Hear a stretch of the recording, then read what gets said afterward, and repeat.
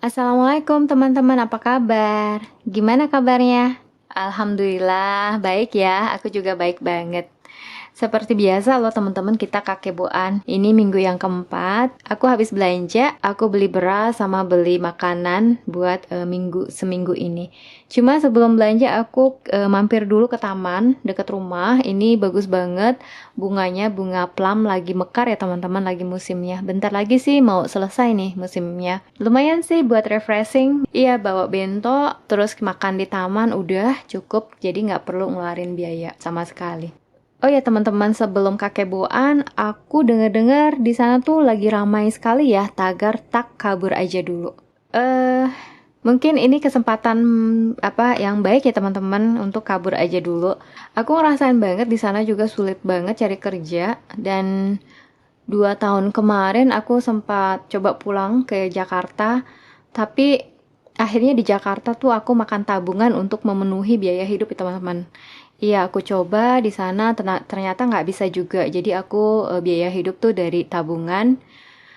Akhirnya ya gitu habis tabungannya untuk biaya hidup, dan itu nggak mungkin terus-terus menerus ya teman-teman, nggak mungkin. Jadi aku memutuskan untuk balik lagi ke sini. Kalau cerita versi aku di sini, walaupun aku gajiku kecil ya teman-teman. Kalau sekarang ya aku part timer, tapi waktu sebelum aku jadi part timer, aku sempat kerja jadi pegawai tetap juga. Nah, ini aku mau cerita, aku tuh sekolah D3 Semonggako. Itu lumayan ya teman-teman. Maksudnya setelah aku sekolah itu terus aku bekerja. Nah, setelah aku bekerja itu selama 1 tahun setengah itu aku udah bisa mengembalikan biaya sekolah yang udah aku keluarkan. Jadi masih layak ya, maksudnya hidupnya masih bisa layak, walaupun biaya hidup mahal, tapi kita masih bisa terjamin.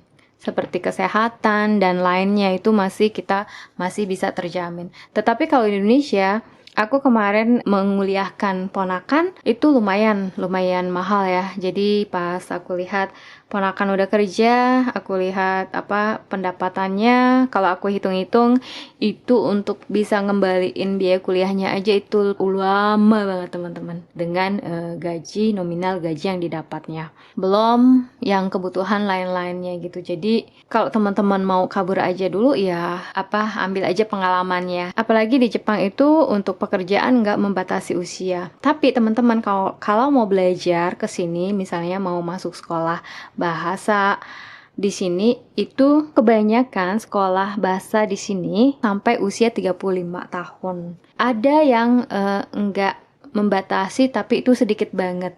Dan mereka biasanya yang di atas 35 itu harus benar-benar N5-nya tuh udah jago. Kalau enggak, mereka mengkhawatirkan apakah orang tersebut bisa mengikuti pelajaran di kelas nanti. Itu yang mereka khawatirkan. Ada lagi jalur yang lain teman-teman. Jadi teman-teman kalau lulusan universitas itu bisa banget, cuma tetap balik lagi harus bisa bahasanya. Jadi teman-teman sebelumnya nih harus persiapin bahasanya ya kalau mau kabur ke sini. Minimal N2. Teman-teman harus belajar serius di sana, serius banget, jangan main-main, ditargetin. Misalnya 1 bulan ini bisa apa dari listening, menulis, membaca, apapun itu terus aja di-push, dan ambil sertifikatnya juga. Itu nggak main-main ya teman-teman, harus benar-benar serius. Dan di sini juga banyak banget lowongan ya teman-teman. Memang di sini tuh membutuhkan pekerja karena kekurangan orang. Bagus banget kalau mencoba ke sini. Banyak juga kok aku lihat dari setelah lulus universitas di sana, banyak yang langsung ke sini mendapatkan perusahaan di sini. Minimal pokoknya kuncinya bahasa gitu. Kecuali yang nggak bisa bahasa, mungkin pekerjaannya IT ya. Tuh IT bisa bahasa Inggris juga udah bisa banyak. Tapi kalau yang lain ya harus bahasa gitu. Jadi kalau teman-teman mau kesini harus bahasanya ya.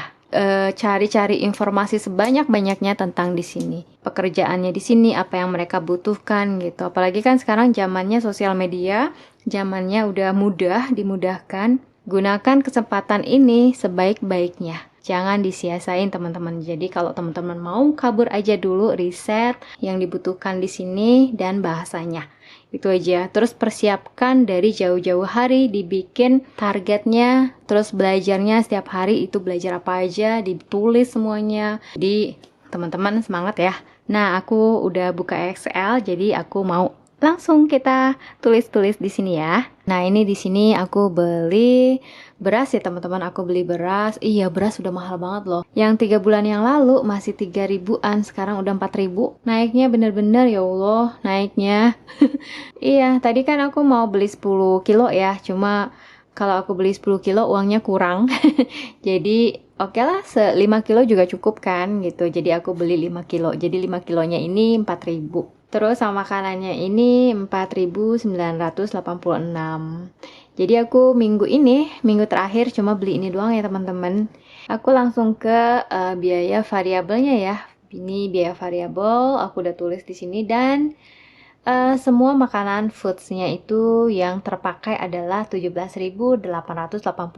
Jadi di sini kakek bocang punya sisa 6.119. Nah, nanti sisa ini dimasukkan ke bulan 3 ya teman-teman. Nah, ini Bapak nih ke dokter kuku ya. Ini Bapak ke dokter kuku. Ini beliau udah lama banget nggak ke sana ya. Iya, karena kan kemarin itu ini ya, masuk rumah sakit 40 hari, jadi nggak kesana-sana. Iya, jadi ngumpul uangnya ini. Nah, ini terpakai 11.660. Nah, sisanya masih ada 10.540. Gitu, dan ini sisanya juga akan masuk ke bulan 3. Ini dokter mata belum, terus juga dokter giginya juga belum, dan ini kolam-kolam tersisa ini akan masuk ke bulan 3. Ini juga alhamdulillah dana daruratnya terpakai cuma 1.000 dan masih ada 21.000. Terus non foodnya juga nggak terpakai ya teman-teman. Jadi poin-poin di card itu kan makin banyak gitu. Jadi setiap belanja keperluan yang bukan non food ini bisa tercover di poin tersebut. Jadi ini nggak terpakai. Alhamdulillah ada 4.600 dan ini juga akan masuk ke bulan 3. Gitu teman-teman, gini doang sih kakek Boan ngatur pemasukan dan pengeluaran. Jangan sampai boncos. Kalau bisa harus nabung. Semangat aja ya, kakek Bonya jangan berhenti, terus dicatat. Soalnya tanpa kakek Bo itu kita keuangannya pasti berantakan. Hanya kakek Bo yang bisa nyelamatin keuangan kita, larinya kemana. Jadi harus jelas. Ini karena tanggung jawab ya teman-teman, tanggung jawab buat diri sendiri, tanggung jawab buat keluarga, dan tanggung jawab buat yang sudah mencari nafkah, dan tanggung jawab untuk yang sudah bekerja, entah suami yang bekerja, atau istrinya bekerja, atau orang tuanya bekerja. Itu kita harus bertanggung jawab atas jerih payahnya mereka yang sudah bekerja keras. Kita sebagai praktisi kakebo menyelamatkan semuanya, menyelamatkan kita, menyelamatkan keluarga kita, dan mencapai goal-goal keluarga dan goal-goal kita. Untuk teman-teman juga yang mau kesini, kita balik lagi ke tagar kabur aja dulu. Ini juga penting banget. Persiapin ya teman-teman apa yang dibutuhin di sini gitu. Riset bener-bener, cari informasi sebanyak-banyaknya. Terus jangan boros-boros. Nanti kalau teman-teman mau ambil sertifikat bahasa Jepang itu kan perlu biaya tuh gitu. Jadi jangan boros-boros buat kebutuhan-kebutuhan itu, sama buat persiapan kalau teman-teman mau kabur aja dulu gitu. Nggak mungkin gratis, walaupun misalnya bisa gratis ya tetap aja ada yang dibutuhkan. Tapi jangan sampai ke kayak harus ke broker-broker yang nggak bertanggung jawab. Jangan teman-teman. Kalau bisa jalur mandiri aja kayak gitu. Jadi kalau teman-teman yang masih kuliah mau lulus, misalnya setahun depan mau lulus gitu, udah dari sekarang disiapin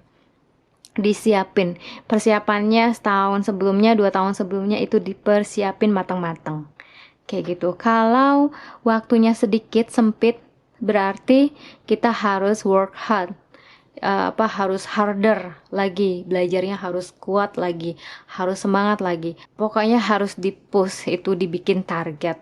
Seperti itu sih gitu. Mumpung apa ya? Mumpung kesempatan di sini tuh lagi banyak dibutuhkan pekerja ya, teman-teman. Dibutuhkan lowongan-lowongan yang membutuhkan banyak orang. Gitu sih teman-teman buat aku, dari aku. Semoga teman-teman tercapai semuanya cita-citanya dan tujuannya. Salam dari aku, terima kasih udah udah nemenin, udah mendukung, udah mensupport, udah subscribe. Dan buat teman-teman yang baru juga, jangan lupa di share, likes, dan subscribe-nya juga, awas ya. Oke, makasih ya teman-teman. Salam dari aku dan selamat beristirahat. Assalamualaikum, bye-bye.